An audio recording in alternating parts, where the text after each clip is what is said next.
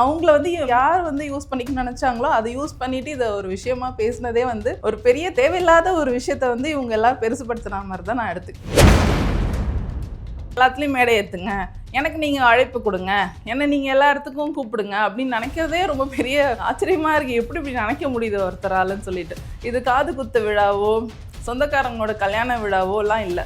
நம்ம வந்து பேர் போடணும், என்ன கூப்பிடணும் அப்படின்னு கோச்சிக்கிற மாதிரி இருக்குது. இது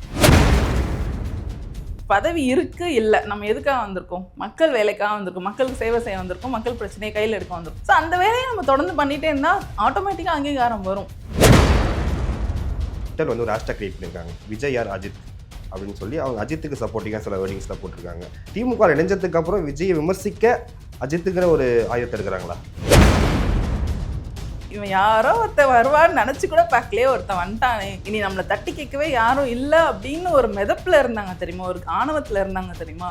அந்த டைமில் ஒரு டிவிக்கேன்னு ஒன்று வருது, தளபதி வராரு களத்துக்கு, அதுவும் மக்கள்கிட்ட இவ்வளோ செல்வாக்குள்ள ஒருத்தர் வரும்போது இவங்களால அதெல்லாம் டைஜஸ்ட் பண்ணிக்க முடியாமல் இப்போ எதை தின்னா பித்தம் தெளியும் தெரிஞ்சிட்டு இருக்காங்க. டிஎம்கே ஐடி விங்கில் வந்து பெண்களை என்னமா நடத்துகிறாங்கன்றது வந்து அப்பட்டமாக எல்லாருக்குமே தெரியும். திமுக ஆபாச விங்கு தான் ஆன்லைனில் பேர்.